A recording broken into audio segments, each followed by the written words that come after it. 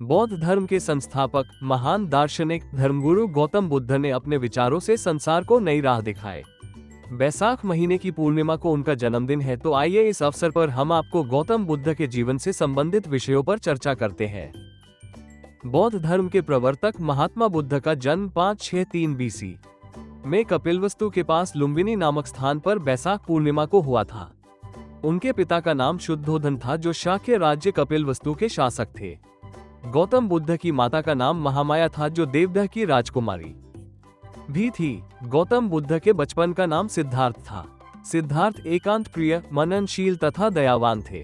गौतम बुद्ध के पिता शाक्यों के राजा थे, इसलिए बुद्ध को शाक्य मुनि भी कहा जाता है। गौतम बुद्ध के जन्म के बाद उनकी माता की मृत्यु हो गई थी। तब उनकी मौसी गौतमी प्रजापति ने पाला था। राजकुमार सिद्धार्थ बचपन से ही दयावान प्रवृत्ति के थे। उनमें संसार के प्रत्येक प्राणी के लिए करुणा कूट कूट कर भरी थी।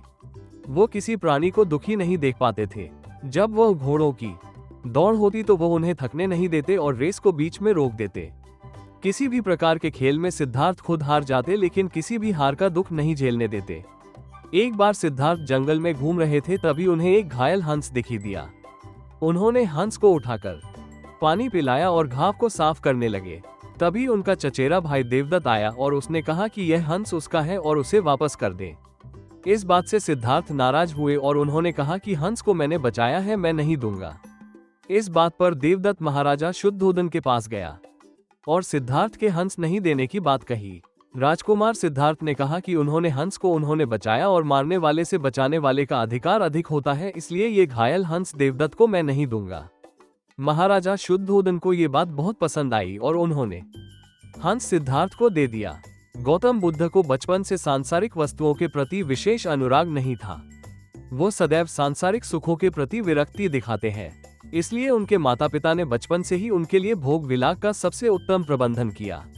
वे लोग राजकुमार सिद्धार्थ को सदैव सांसारिक सुखों में लिप्त रखने का प्रयास करते। राजकुमार को 3 ऋतुओं में रहने लायक 3 सुंदर महल बनवाए गए। इन तीनों महलों में विविध प्रकार की सुख सुविधाएं रखी गईं। उनके मनोरंजन हेतु सबसे अच्छे नर्तकी तथा गायक की व्यवस्था की गई। साथ ही विभिन्न प्रकार के दास दासी भी उनकी सेवा में रखे गए। विवाह के कुछ दिनों बाद गौतम बुद्ध को एक पुत्र भी पैदा हुआ, जिसका नाम उन्होंने राहुल रखा। लेकिन यशोधरा जैसी सुंदर पत्नी तथा अबोध बालक भी गौतम बुद्ध को रोक नहीं सके और वो एक रात दोनों को सोता हुआ छोड़कर महल से बाहर चले गए। उसके बाद उन्होंने जंगल में तपस्या की तथा अनेक वर्षों के तप के पश्चात उन्हें ज्ञान प्राप्त हुआ।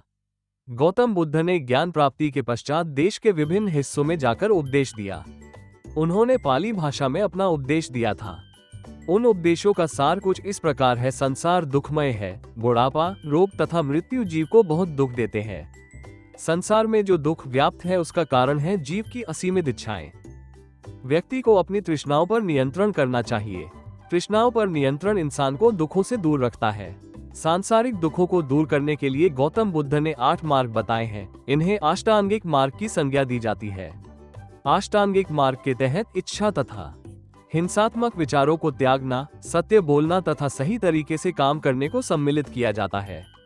जीवन यापन हेतु आजीविका कमाने का सही तरीका, गलत भावनाओं से दूर रहना, अच्छा आचरण तथा किसी विषय पर एकाग्रता को बनाए रखना अष्टांगिक मार्ग में शामिल किया जा सकता है।